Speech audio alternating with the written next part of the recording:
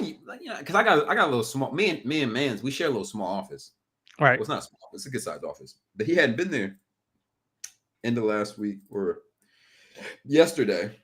So that time I was talking to a few coworkers, and I was like, "Yo, this happened, XYZ, XYZ, XYZ." Like, I was basically framing it as, "Yo, let me know if like I'm tripping. Like, if I'm tripping, let me know." Presented the story the same way I told you last week. Yo, let me know if I'm tripping or like, you know what I mean? And all three people were like, that's a little weird. One person tried to shoot him some bail, was like, well, maybe, you know what I mean, he was just trying to give you like that other perspective before you knew you seriously wanted to get that. And I was like, no, that wasn't even how it was presented. It was presented as, this is getting got. It's a which way this is going. Like, this was getting got. That's how it was presented. And then after that, they were like, oh, what? Yeah, that kind of might be a little. Yeah, it was weird. Someone was dead ass like, this is why I do not tell coworkers a lot, because this is like, that's weird. That's a very weird thing to say to another human being that isn't like your friend, like your friend. But yeah, like we cool work homies. That's my man. Work wise, like we've hung out a few times outside of work, but I mean, it's not like a. Yeah, it ain't like a you. Like if you said it, this a whole different thing, because you my man. You my man. So like you said it, I know where you coming from, but it was like, okay, like I hear you, but wow. Very weird indeed. What you trying to say? Hey. No, I'm not crazy. And me too. Are you in the office every day, or is it just today?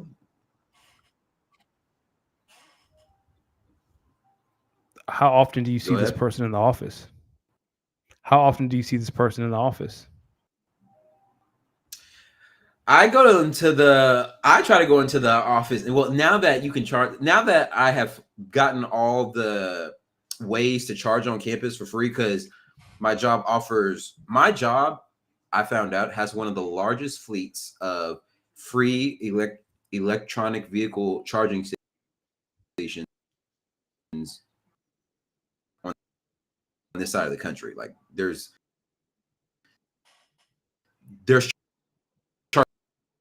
chargers everywhere. All throughout the can't find them. The extra miles. I mean, it's worth it because it's like a whole fleet, right?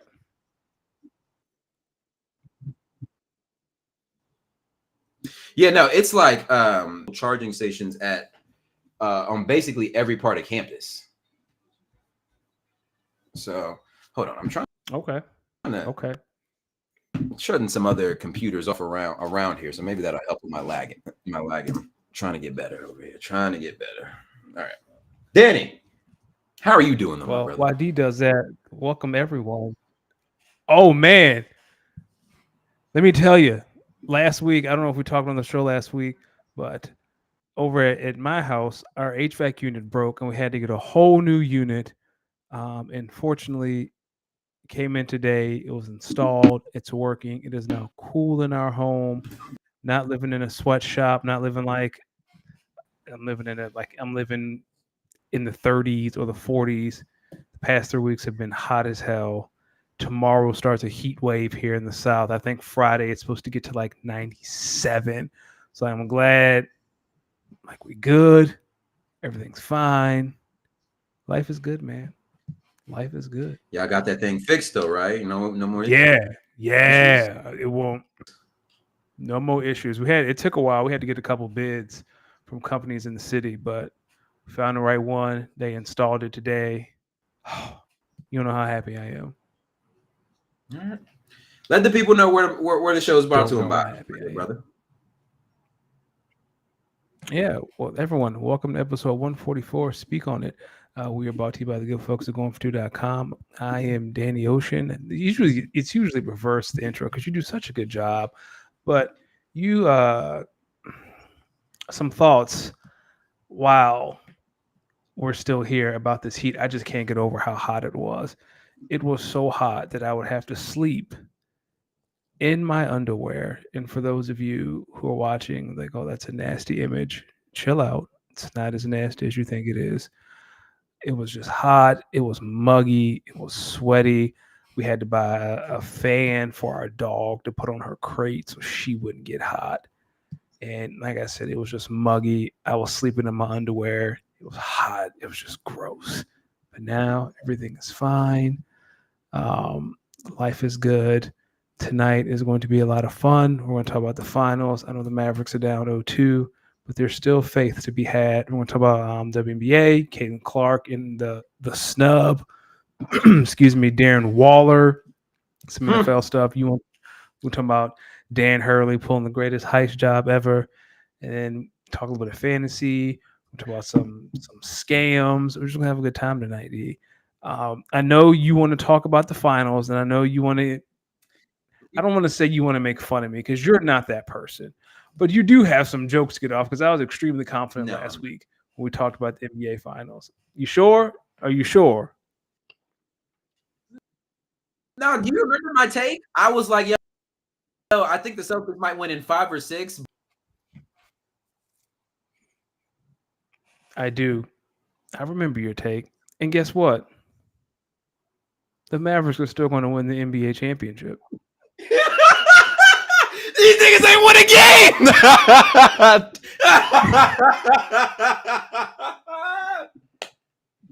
Listen, the Mavericks will be NBA champions. Listen, you sound like me last year when we played Denver in the Western Conference Finals. We down 0-2. Here I go. Nah, Lakers in 6. Lakers in 6. Lakers in 6. It's going to take an extra game, but Mavericks in 7. Mavericks in 7. So where do you think? When do you think the first Dallas win comes? Tomorrow night. Okay. Do you think?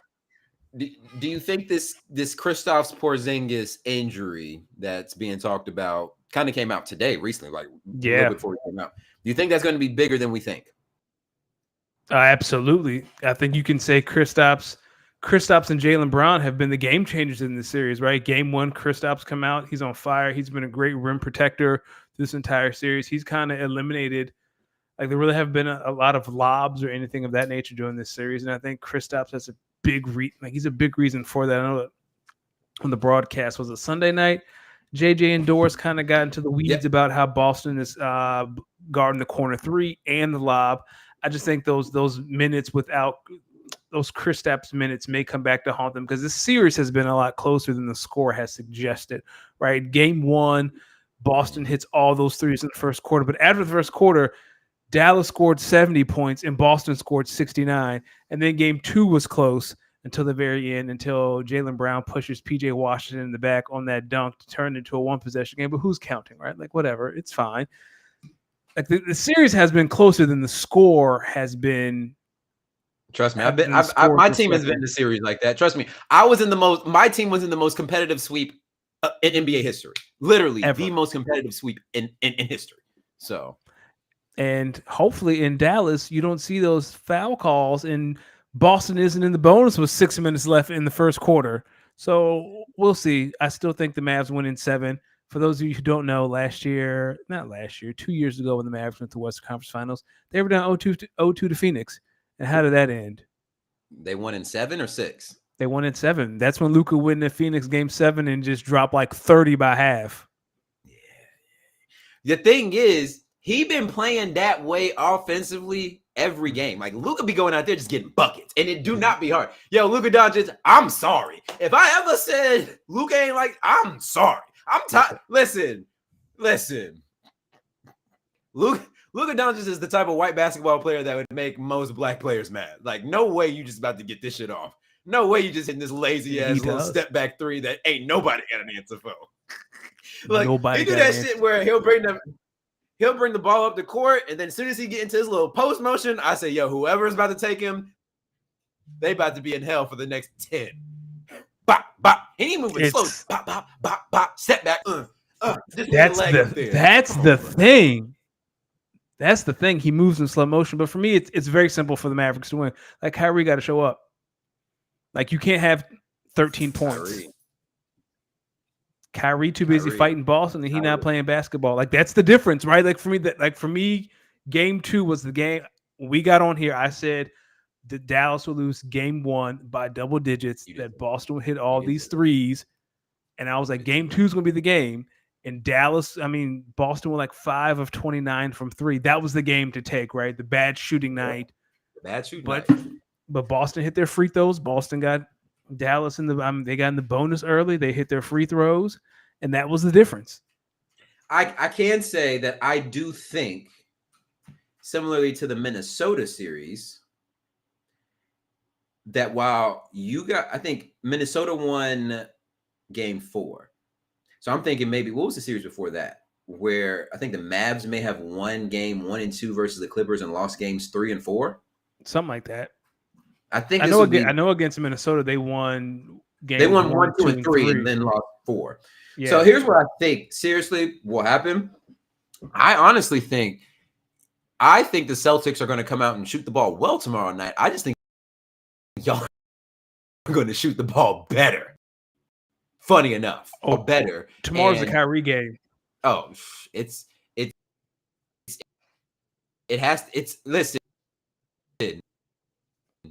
It's either going to be the Kyrie game, or I'm calling it right now, Junior game.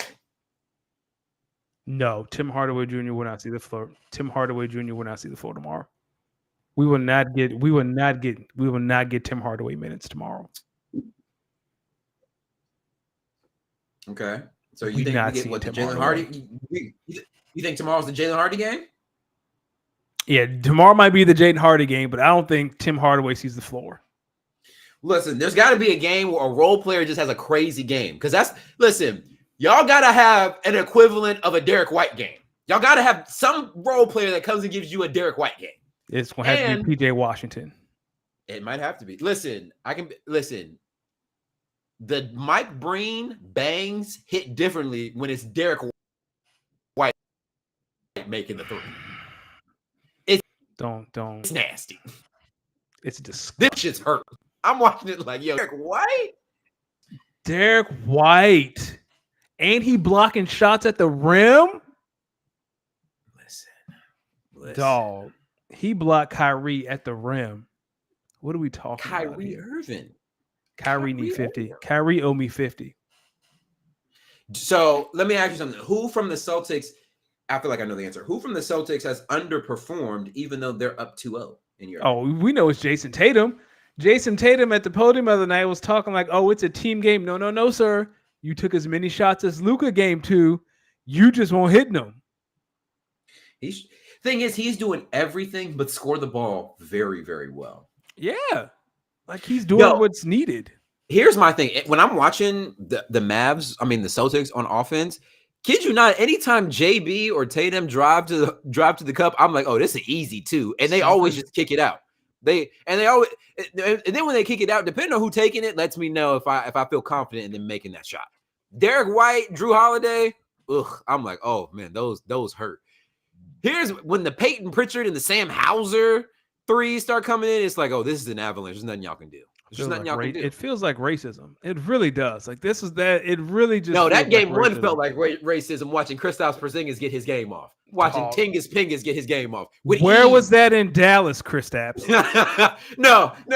Kristaps, he must have unleashed he must have a secret offensive bag that he just wanted to hide for the NBA Finals. This guy's out here just with the post moves, the little pump fake, getting people off the. Listen, Derek Lively and PJ Washington Derek Lively and Gafford was in hell. They didn't know what to do, and I just know in the scouting report, Coach Kidd was like, "KP is soft. He is soft." Yes. They was like, "Oh, he's soft. He's sweet. Bucket." And you know the frustrating thing about all that that he's is gonna have to die before they get him off the court for him not to play in Game 3. And I'm like, Kristaps, let me tell you something. If you think they're gonna let you go out there and play and risk the NBA PA coming back, no, they not. It ain't happening. No, they not. But the thing that Kristaps was frustrated in Dallas because they were asking him to post up and he didn't want to do it. And now all of a sudden he got a mean post up back. Now he can put, man, somewhere Rick Carlisle's like, LOL, I got fired over this. Somewhere, fucking Luka is like, motherfucker, if you would have done this from the start, your European ass would be on our team right now. We'd have a ring. But we still gonna get a ring because the Mavericks are going to 7. But here's the thing: he did all that. I knew game 2 he was not going to be game 1, KP. Nope, and he wasn't. And he was not. But I did not expect him to get hurt while doing it. So that lets me know they might have maybe rushed him back, or maybe he was a little geeked up a little bit off of adrenaline game 1 and game 2 and game 3. I mean, game 2 is where it came back down to reality, and now he's realizing, yo, I'm healthy, but I ain't that healthy. Also, someone knocked Jaylen Brown out the sky. He's had like 3 dunks this series that have been like just game changing. Knock him out the air. Daniel Gafford, you got 6 fouls.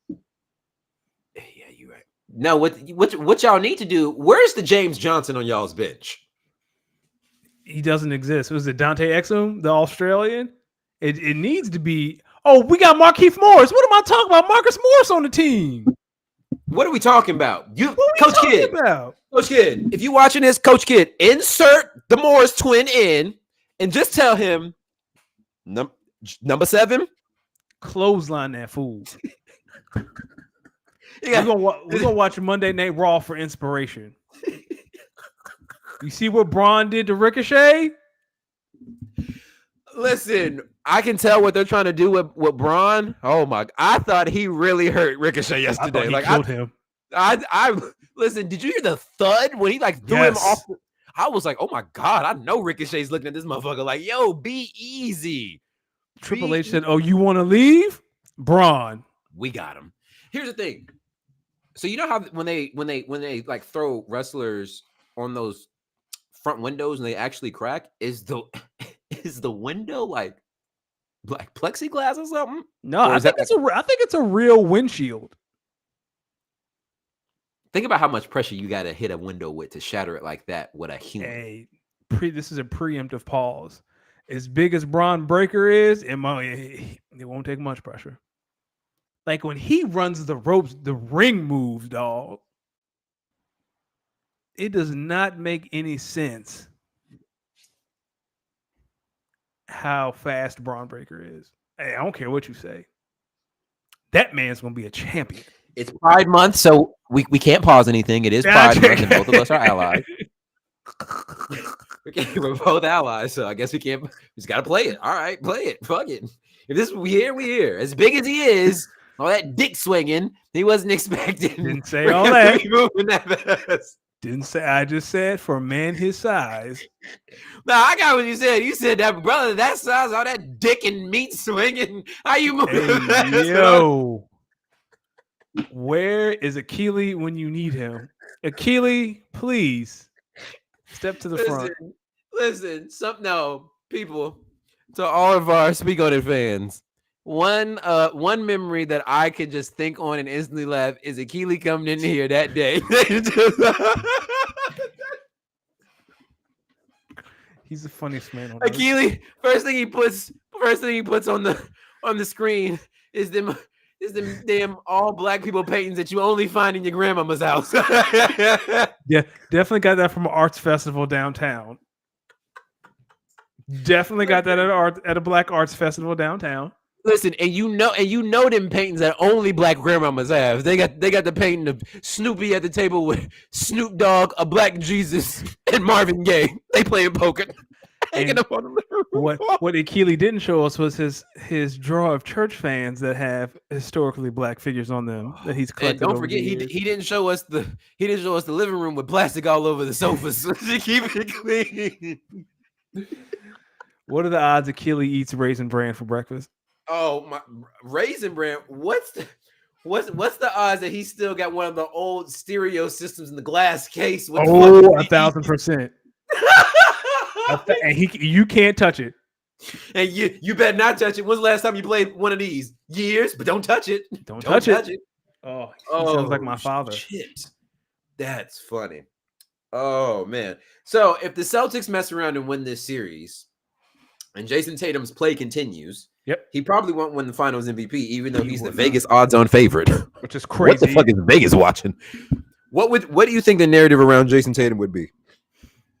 It's going to be the same, right? It's going to be he was a passenger. I feel like Jaylen Brown right now is Finals MVP. I don't think it's really close. Like Jaylen Brown, he's guarding Luka.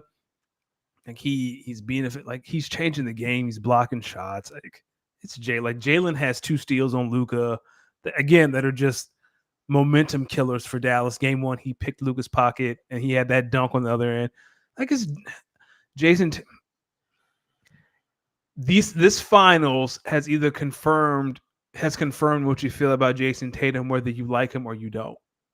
Like if you like Jason Tatum, oh, he's a team player. He's doing what needs to be done to win. And if you don't like Jason Tatum, he's a passenger on a loaded team on the way to a finals victory. But he'll still be a champion if they win, and that's can't take it away from him. So, you know what's funny is everyone knew all season how good Boston was going to be. They won 60+ games this season. Yeah. And it took to the NBA finals for everyone to say, yo, the Celtics might be as good as we think they were. And now the narrative's changing to, yeah, they were always good. They paid for this roster, basically. Which I would push back on that is my only pushback was that they haven't been challenged in the playoffs. Like I think that was my biggest criticism. Like they really haven't been. I mean, had they really not been? I mean, you play a Heat team without Jimmy Butler. You played the Pacers team without Halliburton, but they was in trouble during that series. But they won. Drew Holiday came through. Like but they was in trouble in that series. Like they weren't. They shouldn't have been. Indiana shouldn't have got swept. Matter of fact, Indiana should have been up 2-1.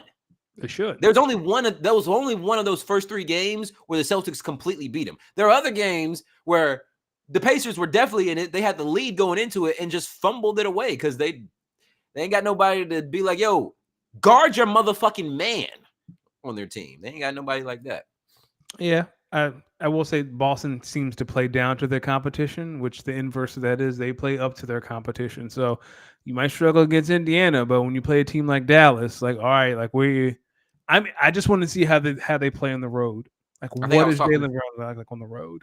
I was talking with someone recently and they were like, the NBA is really about matchups because the T-Wolves were a bad matchup for the Mavericks. That's why that series looked the way it did. But the Mavericks were a bad matchup against the Nuggets. So had the Nuggets and the Mavs matched up, I think the Nuggets probably would have won in like 5 or 6. No, they would have swept. Like Joker versus Lively and he would have had his way. And then that also would have carried over to the finals because the Celtics don't have an answer for Jokic. So you can put KP, you can put Dominican Al Horford on him. It don't matter. He's eating somebody's breakfast, lunch, and dinner. Talking about Jokic, the Mavs just don't have a Jokic on their team. They don't, respectfully speaking. So it's hard for them. It's hard for them to match up because the Celtics can just match up against the Mavs in any way. No matter who the Mavs can put out there, the Celtics have someone that can guard that player one-on-one.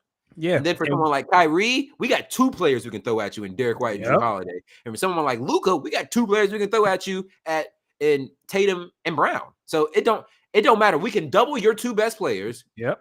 And single up on everybody else and basically make it so everyone else has to shoot the ball well for y'all to win. I mean, we talked about it last week. We said that you could double Luka and feel comfortable with someone guarding Kyrie by themselves. You can take Tatum and White or whoever for Luka, and then you can say, Drew, you got Kyrie.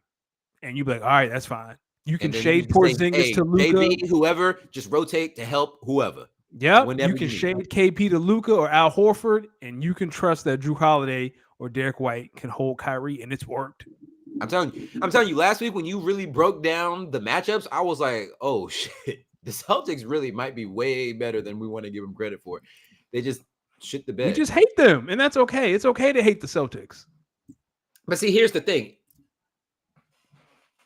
I I want to see the Mavericks win because I would like to see Luka get a ring, and I would like to see Kyrie get his second one away from LeBron, one that he can feel like, give him like that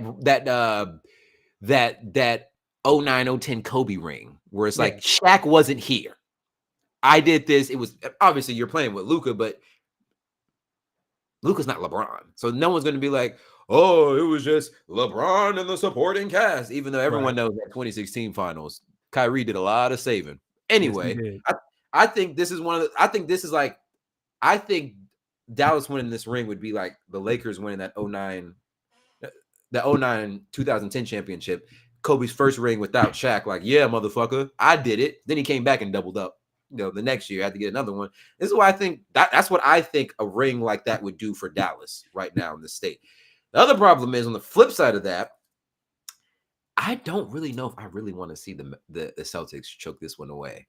Only because, I like Jason Tatum and I like Jaylen Brown. Jaylen Brown bought me dinner, or not dinner. He bought me and my friends lunch one day and he hooped with us. Oh, that's dope. I never told you about that? No, you've never told. No, you have not told me that you got to hoop with Jaylen Brown. Story time. I had a really good internship when I was in college at a really good company. And during that internship, we took a trip down to LA, just on some weekend shit. Like, let's just fly down to LA and see what the vibe is. And so we go to Venice Beach because my roommate was like, yo, y'all trying to go down to Venice Beach and hoop. Mind you, if you know me, you know I love hooping, even though I am not really there's a reason why I didn't play basketball, but I love hooping. So I go out there, I try to play good defense, just try to make smart plays, try to, put people who actually can score the ball and have an offensive bag in a position so they can do that. So we just out there kind of hooping a little bit, and we start looking around for my man's friend because he was like, yeah, I'm trying to meet my boy Jaylen here. Like, he's somewhere around here hooping, just kind of chilling. And I'm like, so we start looking around, and I just look at this dude, and I'm like, yo, dog, unless you're talking about Jaylen fucking Brown from the Celtics, let's go. Like, I'm tired. He was like, no, it actually is Jaylen Brown. And I said, bro, I was like, yo, stop fucking playing with me. Like, let's go. And he was like, oh, that's him over there. And sure enough, number 7, Jaylen Brown comes walking up to us. What up, guys? How we doing? What up? He was like, what's up, Chef? That's my man's name. What up, Chef? I see you, bro. I guess they used to, I don't know if they like hooped on the same AAU team or like they played for the same AAU team just at different times. So he asked. So after he says what's up, he asked the one question that all hoopers ask when you're at a basketball court. Yo, y'all trying to hoop? Okay. Who got next? Y'all trying to hoop? And we look around and I said, shit, let's go. Let's hoop. So we walk over to the court. It's the 4 of us plus Jaylen Brown. That makes 5. And there's 5 on the court. They said, who running next? We got on it. Let me tell you something. You ever run pickup and you could tell who the best offensive player on your team was? And you're like, nah, I'm going to just get him the ball and I'm going to just try to listen. That was 5-on-1. That was 5-on-1. Straight up, Jaylen Brown is taking on 5 people at one time, and we're just standing by the 3-point line. We have a man by the elbow, ready to, like, you know what I mean? If you need the quick, just toss in, just dump it off to me. Yo, Jaylen Brown, he told first guy, bop, bop, easy, got past him, side step, fake out, ooh, to the hole, 2 points. And I'm like, oh, this guy plays in the NBA and this is 2017. So this is like coming off his rookie year. Oh, and I'm like, oh shit, this guy might be nice. Brother, we went to maybe like 15 we went to 15. I mean, he had to have scored all 13. He scored 13 of the 15. It was like they were triple teaming him and they had no answer from him. So after that, quickly everyone was like, I think he plays in the NBA. You could tell because skill level. It was like it wasn't even fair.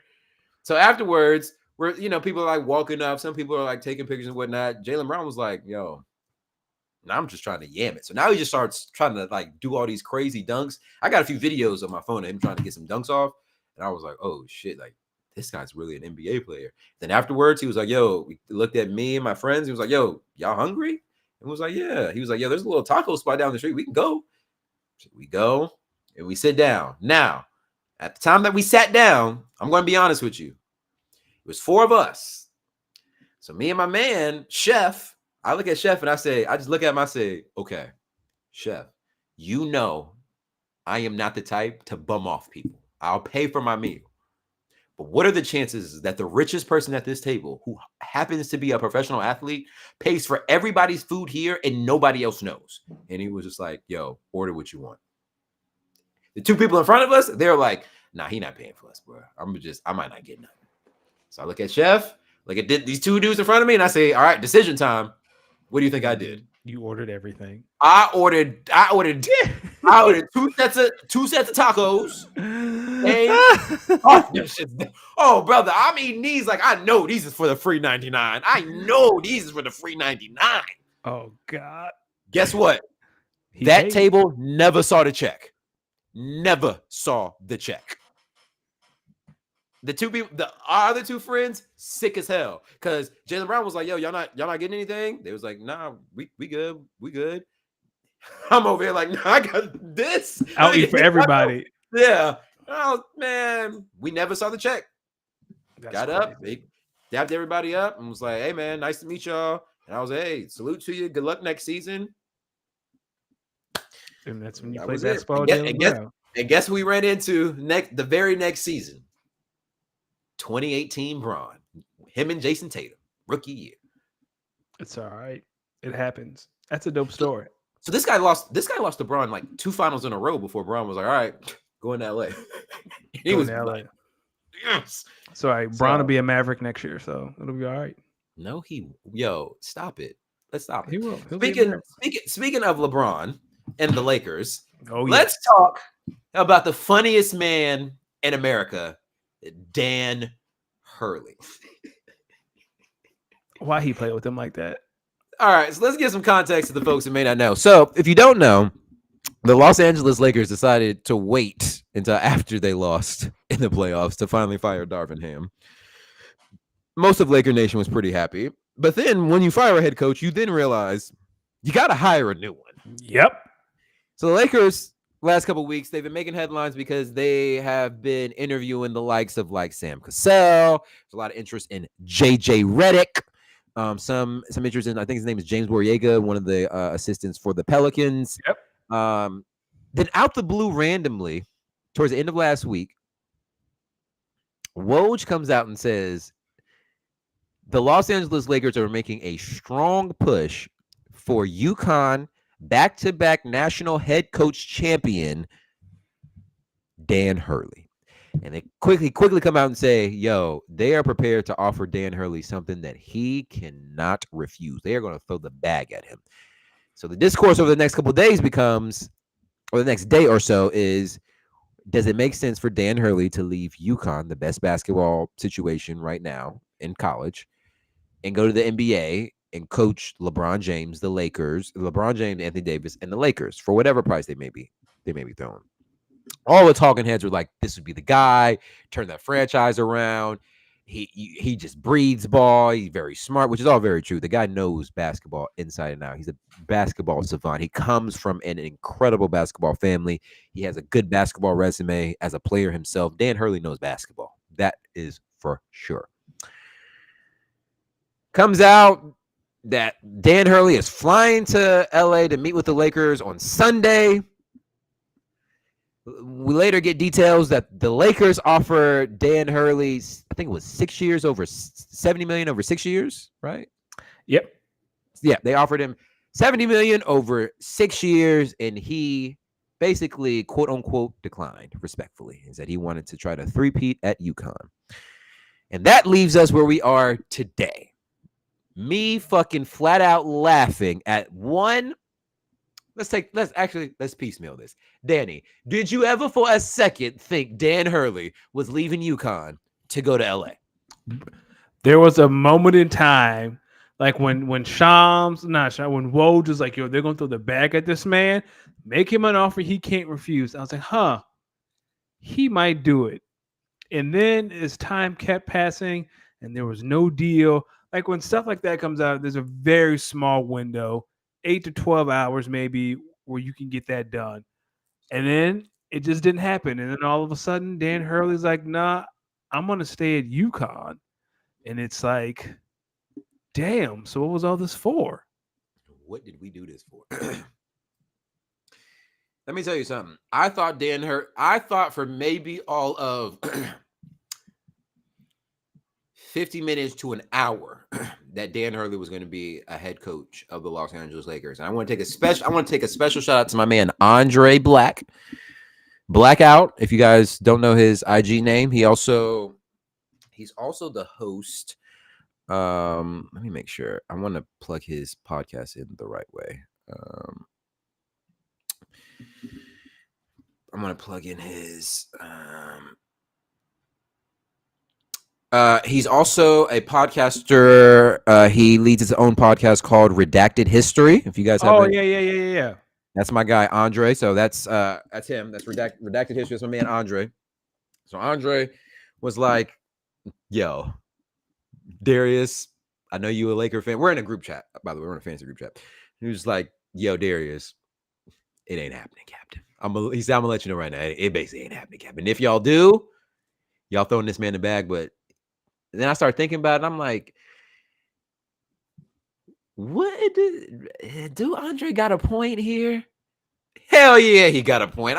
Reality set in. Yeah. What the fuck? What? Listen, Dan Hurley, I'm gonna let you know right now. As a Lakers fan, you made the right decision. You made the right decision. No. Stay at UConn, protect your job security. Where's my? Hold on. Let me pull something up while I say this, so that way I can have this in a little bit of. I'm very excited to see what's about to come next. I got something. This is going to be this next portion is going to be a special message to the Los Angeles Lakers, and I want to take this time to thank Andre for what I'm about to say, because he's really the catalyst. Because I knew.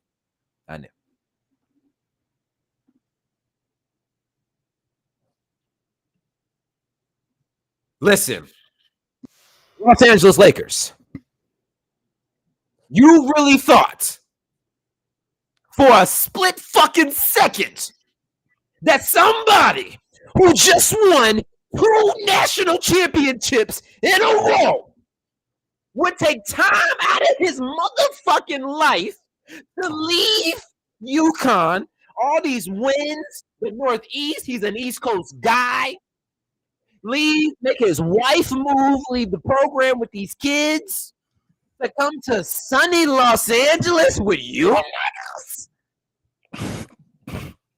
A team that don't want to develop young talent. They want to trade young talent away and just sign newness. Sign proven guys to try to buy their way to a chip like the Celtics about to do this year. And y'all thought that was going to fly for Dan Hurley? We watched you fire Frank Vogel after he won a championship. We watched y'all hire Darvin Ham with confidence. And all he did was keep his motherfucking hands in his pockets while coaching 60. Whatever. Y'all was serious about that Darvin Ham, even though he had no head coaching experience.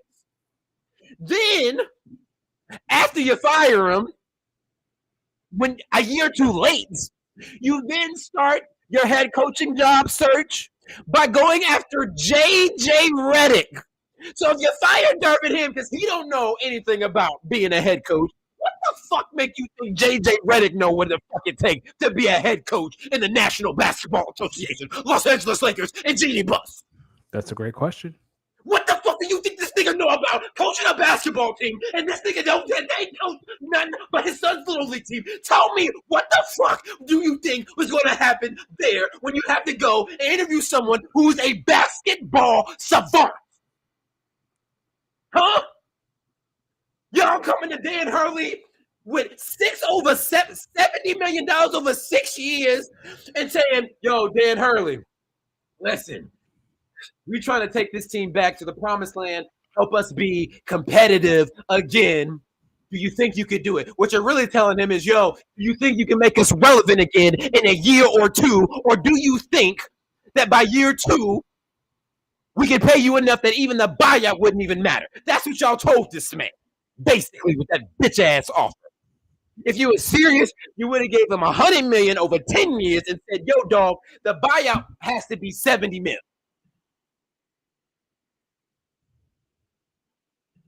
You get what you fucking deserve. Bring it back, LeBron. LeBron, you know you the GOAT. Best player I've ever seen, hands down, bar none. Jordan, you're cool. I like your shoes. LeBron, you the GOAT. You the GOAT. You start your fucking podcast with JJ Redick to make him seem like a real head coaching candidate for the rest of us because you know he's a great basketball mind. That's great, LeBron. You a great friend. Matter of fact, I need more friends like you, LeBron. I need more friends like you, LeBron. Here's what I need you to do, LeBron. Help JJ Redick get that assistant coaching job. Somewhere where, like, with a coach I'll develop him. Send him down to San Antonio. Bet he'll come back a better coach than the year before. Send him down to Miami. He'll come back a better coach than the year before. But LeBron, what the fuck are you doing, bro? AD. Come on, bro.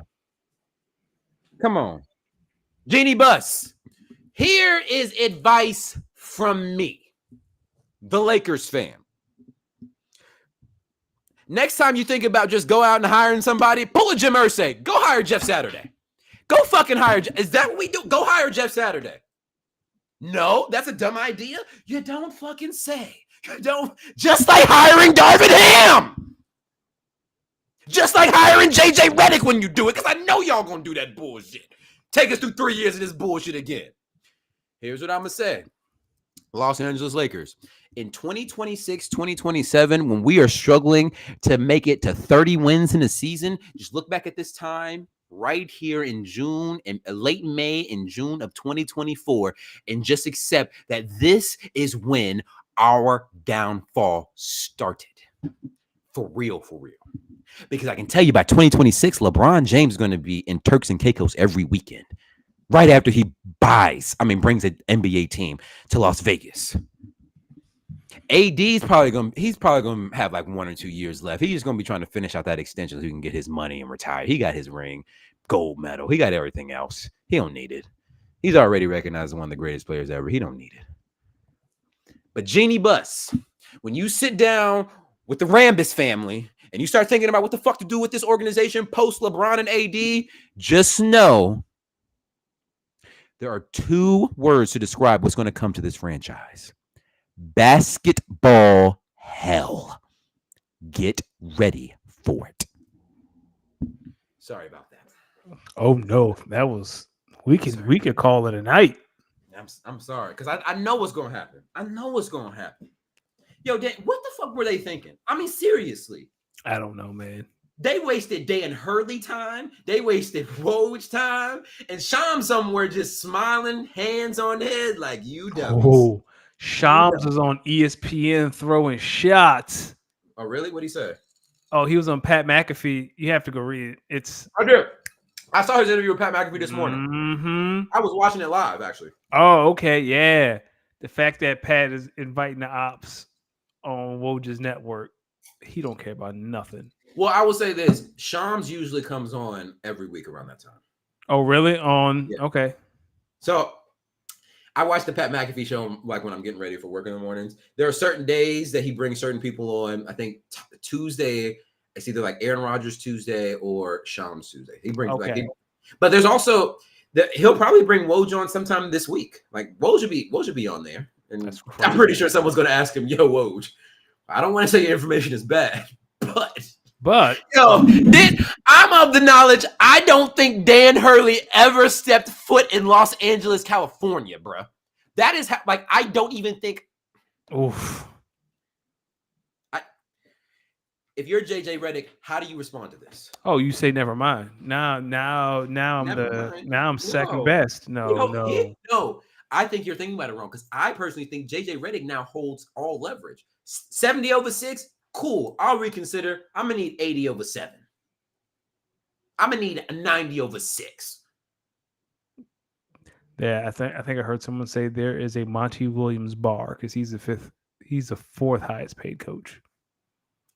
You can't be getting outdone by the Pistons. That's another thing. What the Lakers? If you're trying to steal a national championship head coach, what the fuck do you think barely paying him more than Monty Williams is going to No, do? he would have gotten less than Monty.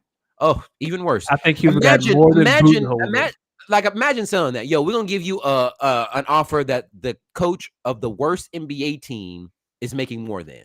Get the fuck out of here. Comedy. And Kyle, yes, And- we will get to the Stanley Cup Finals. We are gonna get there, Kyle. And here's my thing. If you saw Darvin Ham not work out because he had no clear NBA coaching experience, you're interviewing JJ Redick with no NBA coaching experience. How do you know Dan Hurley is just going to come into the NBA and be successful? Do you not remember the Jim Boeheim thing from Cleveland a few years ago? Still one of the funniest coaching things that I've ever seen that the NBA just kind of like shuns. No one talks about it. Do you know what the Lakers are? Basketball hell. No, A they joke? they are the UVA of the NBA. Okay, no. UVA is a school where first-time head coaches go to get their feet wet. No. Tell me I'm lying. Tell me assistants, especially assistants in the ACC, or someone who dominates an independent or someone who dominates a lower tier conference, what's usually the school that gives you your first shot? UVA, A school like UVA. Yo, somebody brought this up to me the other day. How could you, the Lakers, how could you feel confident that someone's just going to get all giddy and jump at the opportunity to coach the Lakers after they see what y'all did to Luke Walton? And since Luke Walton. I strongly believe Luke Walton was set up to fail. Because if you look back at that, look back at the players that he had some good players traded away. Then you're having this super young team in there with Kobe fucking Bryant on the tail end of his career. So now you're rebuilding with 14 of the 15 people on the roster, and the best player on the roster, a little injury prone, clearly out of his prime, but still wants to win a championship. Then who else has been the coach? Mike Brown, Frank Vogel. What this might have been before Luke. No, we can look it up. Let's just look it up. Mike D'Antoni's who I'm thinking of. List of Los Angeles Lakers head coaches. All right. Let's see. So we had, obviously we know Phil Jackson from 99 to 04. Yep. Then we had Rudolph Tomjanovich. Yeah, Rudy Tomjanovich. Yep. He only coached for a season. Yep. Okay. And then Frank Hamblin. Yeah. Then Phil Jackson from 05 to 2011. Yep. Oh no. This is where it gets fucking disgusting. This is where it gets nasty. Mike Brown, 2011 and 2012. Yep. Damn, only one season. Nasty. Bernie Bickerstaff. Oh, I forgot about Bernie. Then Mike D'Antoni. Yeah, I knew he was in there. Then Byron Scott. I forgot about Byron Scott. 2014 to 2016, he had a record of, let me make sure I'm getting this right. Yep. Byron Scott from 2014 to 2016 had a record of 38 and 126. Luke Walton from 26 to 2019 had a record of 98 to 148. Then Frank Vogel, even funnier. Frank Vogel from 2019 to 2022, 127 and 98 with one championship. Darvin Ham, 2024 to 2022 to 2024, he was 90 and 74. Oof. It's nasty out here. It is nasty. It's just not a sexy job anymore. It's not, and I'm trying to think of an NFL equivalent where it's just not that. It doesn't have that glamour anymore. Probably the Browns. The Patriots, yeah. The Saints. Nah, because it has to be. You want to talk about prestigious franchises within the sport, Right. that have a history of like have a Oh, the serious Broncos. Okay, no. You don't think the Broncos? They have 3 Super Bowls. Listen, 4. no, they got 3. 2 came from John Elway and them boys, and then And one then one came from from Peyton. Peyton Manning. And okay, respectfully speaking, Broncos fans, y'all aren't what we think about when we think about like championship franchises. Y'all are like a good franchise that has won the championship. What But I about think the Giants? The Giants have a great history. I could do a team like the Giants. Giants, Patriots. Yep. The Steelers, low key. That's not a sexy job. I know they've had the same head coach for a while, but I really feel like even if they fired Mike Tomlin, I don't think that's the sexiest job in the world because you'll have stability. You have stability, but you're in a crazy tough division. That's true. Speaking of which, Baltimore. Well, I don't think Baltimore. Oh no, you have Lamar Jackson. Baltimore would be a sexy job. Yeah, I think Giants, Patriots, Cowboys. Another one. The Cowboys will always be a sexy job. It does not matter. So do you think the Cowboys job will always be sexier than coaching the Los Angeles Lakers? Oh, that's a good question. Okay, when you put it like that, I guess when you go to coach for the Cowboys, does Jerry Jones meddle? Yes, but Jerry Jones is not afraid to give you the resources. I don't know if the Lakers will do right because when we talk about the trade deadline things, but they'll make trades and stuff.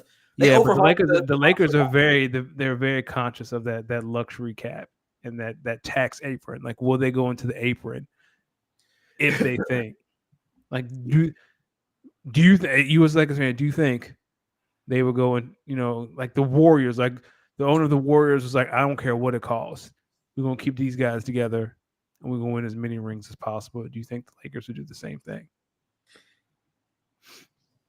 Do the Lakers have the resources to do the same thing? With LeBron currently,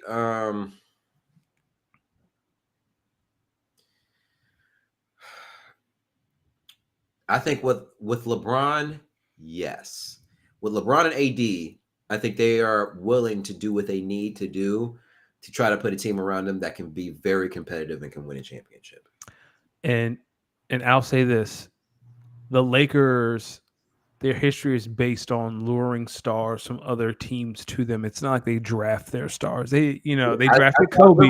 They don't believe in development and they want to pay for their teams like the Celtics are about to do this year, which is fine because there are 2 ways to do it. You can buy your teams or you can develop your teams. And then there's the teams that do a little bit of the both, like the Mavericks. But most of the time, you're buying or you're developing. Yeah. So, Los Angeles Lakers, y'all have given me a headache from all the yelling. I hope you're ready for the hell that's coming. Let's talk about some other people who are in hell. Caitlin Clark. Outside of just getting bullied all across the floor, she also got left off the women's Olympic, the USA's women national team. Danny, let me ask you something. What are your thoughts on this? Is this a fair snub? Do you understand it? Not fair? Some BS? What you think? I don't think so. I did this thought exercise today, and I said, how many roster spots would Team USA have to open for Caitlin Clark to be a legitimate ad? I created an entirely new USA roster before I even thought about adding Caitlin Clark. Really? And that didn't include people who are injured. Like, I tried to keep who is healthy, and I came up with a whole nother USA squad before I even got to Caitlin Clark. And this isn't a knock to Caitlin Clark. She is a rookie. She can barely handle the physicality of the WNBA. My question is, what makes you think she can handle the physicality of international basketball? And again, this is not a knock to her. I've found it very interesting. This conversation has revolved around giving her something that she hasn't earned where the root of sports is compete, right? Like if you compete and you're good enough, you're in. And if you're not, you have to get better. And this notion, I say this, if you aren't going to watch the women's team go for their 8th straight gold medal because Caitlin Clark is on the team, you would, this would be, they're going for 8 in a row. You were never going to watch anyway. Yeah.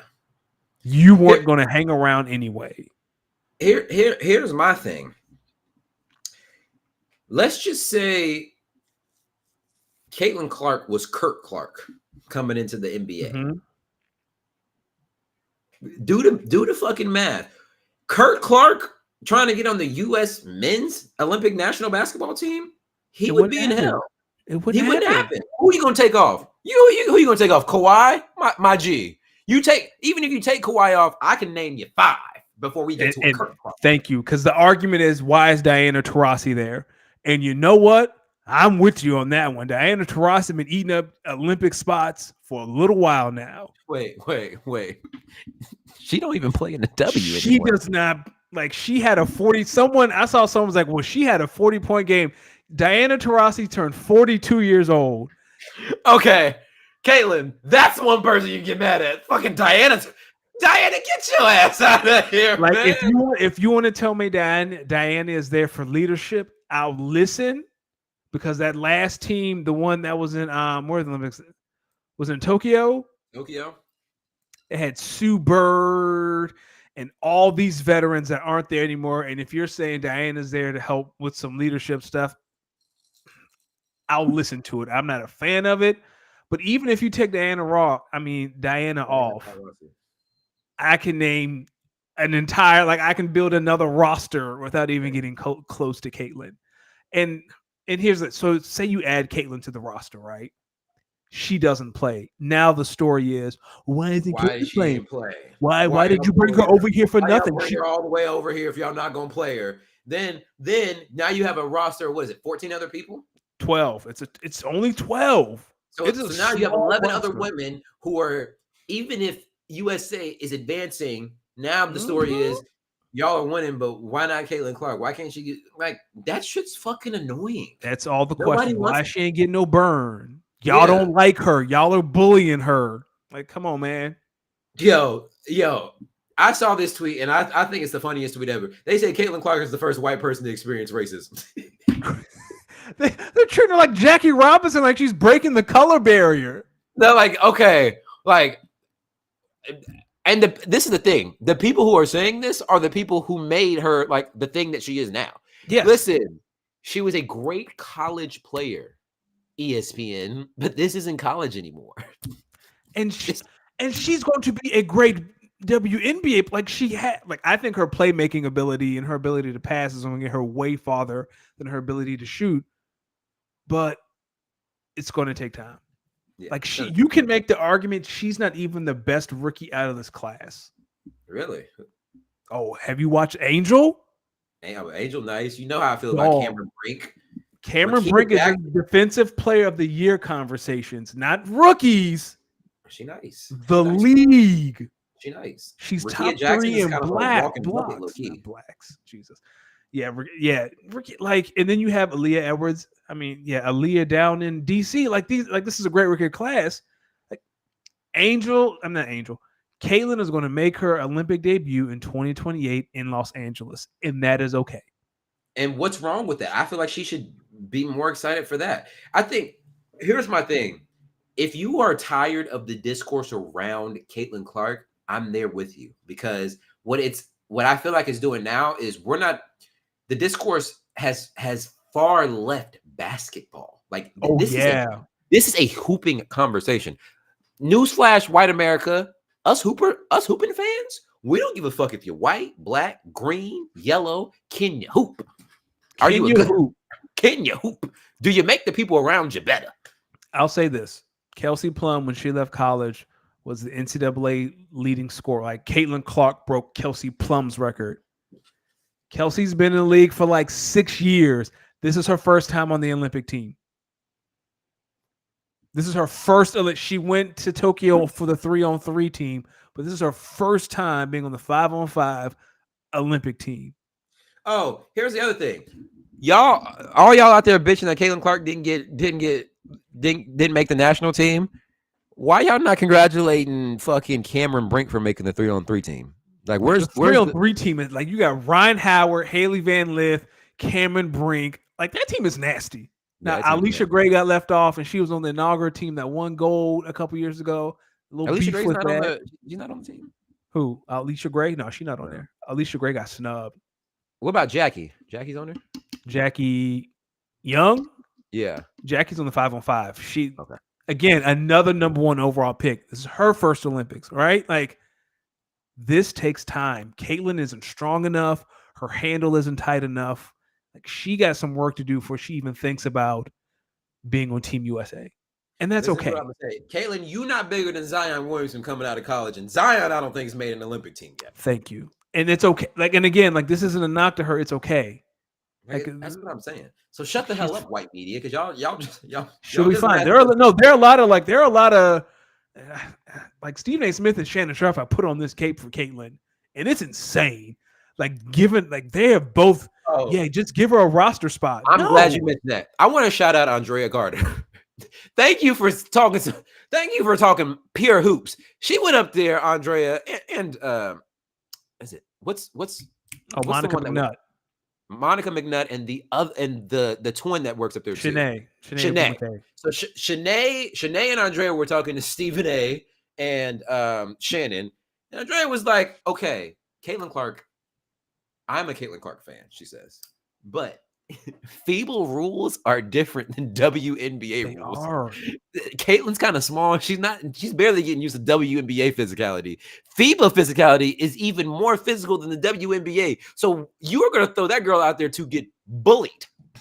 And that's I'm going to tell you right now, what you think like the Americans going to do when, like, I don't know, the German women just start going. Right, but that's the thing though, right? Because if that happened to her and no one stood up for her, now it's, Asian them don't like her. They bullying her. They don't fucking leave her ass here. Please. Make her earn her spot like everybody else. Like, you didn't watch the Sun game last night against the Fever, did you? I think I watched like half of a quarter, but I think when I started watching the Sun went on like this crazy run, and I was like, all right, I'm not watching this. Like, this is a beat down. There's a play where Caitlin and Alyssa made the Olympic team. They're going for a loose ball, and Alyssa just rips it, and she literally throws Caitlin like a child. And like, that's the difference. Like, that's why she's not an Olympian. Like, she's just too small. Tell her to get in the weight room. Use that motivation and tell her to get in the weight room. Yeah. All right, we got NFL, we got NBA out the way. My brother, NHL playoff hockey is lit. I don't know if you've been watching. Edmonton Oilers versus the Florida Panthers. They played game 2 last night. Game 1, I think game 1 was like Saturday. Game 1 was Saturday. Game 1 was Saturday. Florida won 3-0. Game 2 was last night. Florida won 4-1. Game 3 is on Thursday. That's in Edmonton. So the Oilers are down 0-2. I'm going to be honest with you. How do I say this? I don't watch a lot of hockey, but Florida looks like the complete and utter better team here, and I'm not sure how. Like, is this series supposed to be competitive, or did somebody lose along the way to one of these teams that may have made this a little bit more of a competitive series? You know what I'm saying? I'll say this. Like, when I watched the Celtics and Mavs, especially game 2, it felt like the Celtics were inevitable. That's how it feels watching the Stanley Cup Finals. Like, Florida is inevitable. So Kyle says that Connor McDavid from the Oilers has to resurrect the team. Connor McDavid has 31 points this playoffs. Kyle is also saying that Florida is learning from losing last year in the NHL Stanley Cup final. So, and so Kyle also, who's our NHL analyst that we bring on here, he said the Oilers dominated play for most of game 1. Actually, they just got goalied. Damn, it's tough. That's tough. That's like the Lakers Kyle, in the Western Conference Finals. Yeah, no, they're just getting bucked. Kyle, question for you. Knowing that game 3 and game 4 will be Thursday and Saturday in Edmonton, are you expecting the crowd to really give the boost to the Oilers to maybe help them, take a game to, make this a little bit more competitive of a series? Or do you honestly think the Panthers are going to go into Edmonton and steamroll? I'd be very curious to hear your thoughts on that. In the meantime, Danny, what do you think as a team when you're facing that 0-3 deficit and you're going into game 3, knowing you got to play at home? What do you think the mindset is for any team in these sort of things? Don't get swept? No, it's desperation. I think when you're down like 0-2, you just have to focus on one game at a time. Like when I exercise or I'm doing a set, like the beginning of the workout is always the hardest because you know what's ahead of you. So if you just focus on that just one thing at a time. I can't worry about game 5 if I don't win game 3. I got to get game 3. And I think that's how you have to look at it. You have to break it down into the smallest. Going back to basketball, I got to win this quarter. That's it. That's all I care about. I got to win this quarter. If you do that 4 times, or if you do that, most of the game, like you're going to win. Okay, now we can talk about the next game. I think that's how you have to break it down. And we're in such a deep I agree. hole. Got to take it one game at a time. And you got to kind of try to regain the home field advantage, try to even up the series, but it does have to start game 3, and you do have to take it one game at a time. Kyle said the Oilers do play better at home, and he also said he can actually see them winning both game 3 and game 4, but he does not see it being a sweep. Okay, Kyle. Danny, question for you before we get into some of these other quick hitters. By the time we pot to next week, do you think which finals do you think will be competitive by then? The NHL Stanley Cup Finals or the NBA Finals? Both the Celtics and the Panthers are up 2-0 in their respective series. Who do you think loses a game first? I should ask. I think both would be. You just don't get. I think both would be competitive, but I really think that Celtics Dallas. Like I really think Dallas can still win this. Really? I have Luka Doncic and you do not. Like that has to count for something. Okay. I'm gonna be honest with you. After what I've seen, game 1 and game 2 of like NBA Finals, I'm with Kyle. I say the Panthers are more likely to lose a game than the Celtics after what I've seen game 1 and 2. I understand, and you are 100% right to think that if Kyrie just hits a couple more shots, like let me see what Boston looks like on the road. Okay. Like if they dominate game 3, or the Luka wins on a buzzer, then we can have a conversation. Yeah, you need to tell Mark Cuban to make sure the Celtics cannot travel deep to this one. God, you can't travel. Role players play different at home. I mean, on the road. Not saying that Drew Holiday's not a role player. I think his play is going to stay the same, but Drew Holiday's not going to give me 27. He's not a role player though. You said it. That's what I'm saying, but he's not going to give you 27. Kristaps is hurt. Jason Tatum. But if you're not going to give me 27, he's going to definitely D up the best player. Pause. Jason Tatum, do you have it in you? Because that's what it's going to come down to. Like, you know what? If I'm Jay Kidd, speaking on this, if I'm Jay Kidd, I'm letting Jason Tatum score like crazy. Yeah. I'm trying to get everybody else slowed the fuck down. If there's going to be no KP, which I don't think there will be, listen, Celtics medical staff, if y'all put Kristaps Porzingis out there, be prepared for whatever lawsuit comes in about 2 years when that man can no longer play at the level that he can play at. Yep. I don't think they're going to put him out there, and I think Al Horford does not have an offensive bag like Kristaps Porzingis, which is fine. I honestly think if I'm Jason Kidd, I'm saying Jason Tatum can beat us. You other motherfuckers will not. And we're going to find them. Which is crazy to say. And like I said earlier, this finals has confirmed how you feel about Jason Tatum, no matter what you feel about Jason. Oh, yeah. I can tell you this. MJ, Michael Jordan, he's glad that he signed them both because they're both in the finals. But I know Mike is looking at Luka like, come on, dog. I mean, what else can Luka do? His ribs damn near broken, his knee falling off, his ankle falling off, and he still gives you a 30-point. Oh, that little rib contusion thing, was that bad? Did you see him before the game? Like, he was wrapped up. He looked like a mummy. Someone called him year 18 Ben Roethlisberger. Yeah, that's exactly what he is. Yo, do you remember how Ben Roethlisberger looked towards the end of his career? Like, yo, big dog, stop playing. You don't just stop playing. The stress of sexual assault will do that to you. Yeah, you're right about that. Darvin Ham is back at the Bucs to be the top assistant under Doc. We don't have to spend a lot of time here. Danny, what do you get when the dumb coach the dumber? Listen, safest job in the city because Doc Rivers, they're still playing. The Bucs are still playing Budenholzer. They're still paying the guy they fired last year. Doc not getting fired. Yeah, Darvin, you good. Darvin Gucci. You're good. Okay. Sports betting scamming. Oh my God. It feels like every week this shit only gets wilder.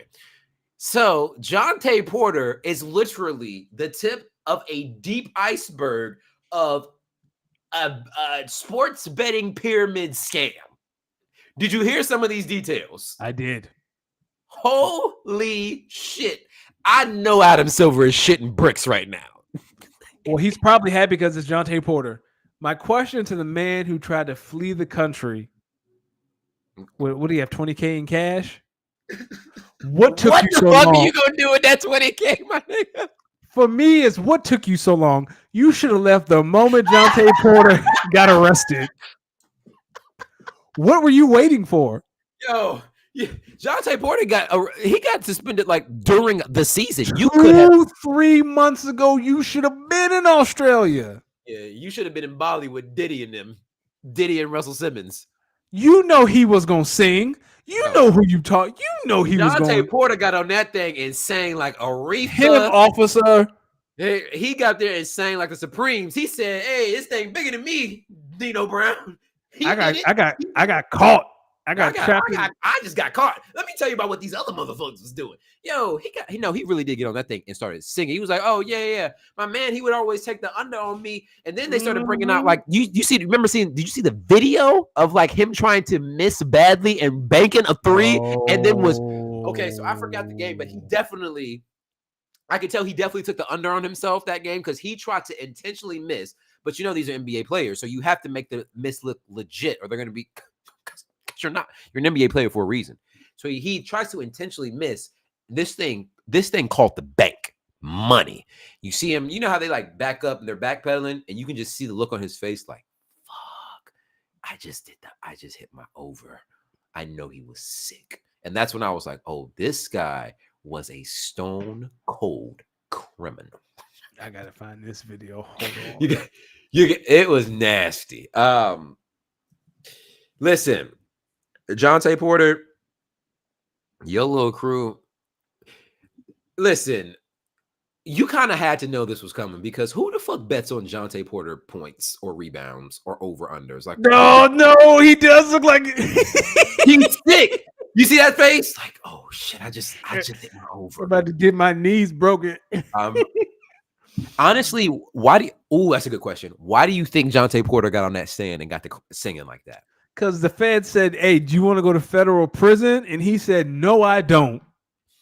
He did it. I don't think it was a prison time. I think they probably were like, "Yo, we're about to federal time," and he started doing some thinking. I can either tell these people and they can put me in some sort of protection, or I can not tell these people and I can let them people that I was in cahoots with, let them think what they want to think and come deal with me. Correct. You don't have to talk to the police, but if it looks like you're talking to the police, they're going to come find you. Jonte Porter, I would say peace and blessings, but you might try to take the over on how many blessings I'd give you. So good night. Good night. That's it. Stay strong, brother. Stay strong. We're done here. Oh, man. Listen, I would say WWE thoughts, but the only WWE thoughts I got, Roman. Whenever you're ready. Whenever you're ready. I do like this iteration of the bloodline. I'm curious to see how Roman, Jay, and Jimmy fit into it. I am very shocked at the language Paul Heyman is getting away with. Like he called them thugs to their face. What's up with black people and the word thugs? We gonna find a way to make that racy. Like just the connotation, and Paul knows that, and he still used it. But they acting like thugs. He said they are thugs. He They're said it. Oh, Oh man, listen, Cody, you trying, brother, and all I can do is respect it. no. This is what the Cody fans wanted. You wanted your hero to finish the story, and now we got to watch this shit. Yeah, it's Who is he defending the belt against now?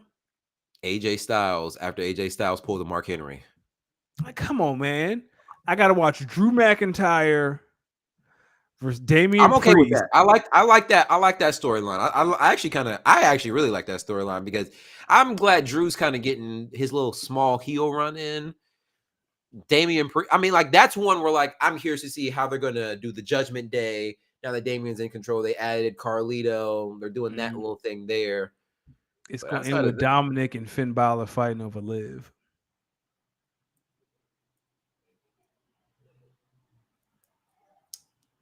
Dominic, I'm not a milkman, Yes, but I you respect that milk. I respect that milk. That's not But bad. Finn is the one that's running game. He feels a way about it. Didn't he get out the same SUV as her like 3 weeks ago in the background? Like they were doing intros and they get out the same SUV. He took the hotel key last night off the table and slid it in his pocket. Finn running game, dog. Hey, Finn, no, and I believe Liv Morgan might be recently divorced after recently getting married. Finn Yo, running shout out to game. the married couples that stay together just to get that wedding out the way, and then they get divorced soon after. Them There's are my no favorite marriage. type of those are my favorite type of married couples. You want to know why? Why? Because I look back and I laugh when I look at your save the date. I'm looking at your save the date and laughing. You niggas couldn't even make it 2 years. Listen, marriage is hard. Well, let me take that back. Marriage is not that hard. You What? motherfuckers out here getting married to the wrong people on purpose. That's right. People don't take their time. Hey, They don't take their time, and they only see how nice the wedding will be. They don't Yep. think about nothing else after that. Nothing else after that. That's why I don't really respect a lot of y'all's little engagements or relationships, because I know what's going. That's hilarious. Yeah. Yeah. I was with my wife for 6 years before we got married. Smart, So smart. it's easy. Marriage is How long did y'all date before y'all moved in? our moving story is a little untraditional, but I think we were together 3-4 years. We moved in together, something like that. That's not untraditional. That's my type of traditional. No. I'm talking about we first lived with my parents before we lived by ourselves. Oh, well. When were y'all in a space cohabitating together first? 4 years? Yeah, it was about 3-4 years. Yeah. Okay. That is my type of traditional. Let's live separately for as long as we can before we bring this bitch together. Because once y'all move in together, the dynamic changes. It does. It does. And if you're someone like me who's been living on your own for what is now 3 years, after spending the first 24-ish, 25-ish years always having a roommate, whether it was your siblings or living with your family at home or living with your college roommate or then moving in with like your friends who are now your roommates as you guys are professionals but entry level, so you guys don't have enough money to live on your own. When you start living by yourself and you just hear nothing but quiet in your apartment and everything you do is what you do, you can walk around that bitch naked if you want to. It's hard. But you get used I'm to glad. I'm glad that me and Sydney have been together for we've been together for a minute now. That because I can tell you, living by yourself and being with someone is hard at first because you like, yo, I could really have the hose here, but I can't. I never can't. had it. I love my baby. I That's can't do right. that. I love my baby. I can do that. But but I'll tell you this. Some of the best times in my life so far was when I was single living by myself. Oh, Yeah, I could see that. that. The hardest part is for those who need space after like a disagreement. Because some people like, well, I just want to go have my own space. When you live together, that does not exist. Oh, it's gonna exist. It's gonna exist for a nigga like me. Cause we arguing. I bet I know where I'm gonna go. I just gotta have my safe space. It's gonna be the car. The car, the man cave, and if I ain't got one of them, which I mean I should have a car, but if I ain't got a man cave I can walk down to, the dispensary, the strip club, my favorite bar, the movie theater, taking my dog on a walk. I'm gonna find a way to get away from you if I need to. Pro I'll tip, stay late at work. do not go to a strip club or a bar if you're angry at your significant other. That's a terrible move. Why? Anger leads to other emotions. Well, I mean, you ain't going in there acting a fool. You just going in there just to. You not? No, I'm gonna show her. no, Hey, no. But I'm talking as someone who would frequent a hookah lounge or a bar or even a strip club if they serve good food. I would go there just to go there on like some social. Like I would go hang there. like I would go to a movie. Yeah, I but would just sit. yeah, but if they ain't got nothing but Tiffany Haddish movies in there, I ain't trying to go to no movie I'd theater. find something. Which, yo, last thing before we start to get out of here, have you seen the Pharrell biopic Lego trailer? No, I liked it on Twitter, but I didn't watch it. Go watch it. It's actually, I think it's going to be fly. I'm actually going to go see that. And I heard the new Bad Boys is actually good, so now I might have I'm to go seeing see that Friday. I'm off Friday. I'm seeing that Friday.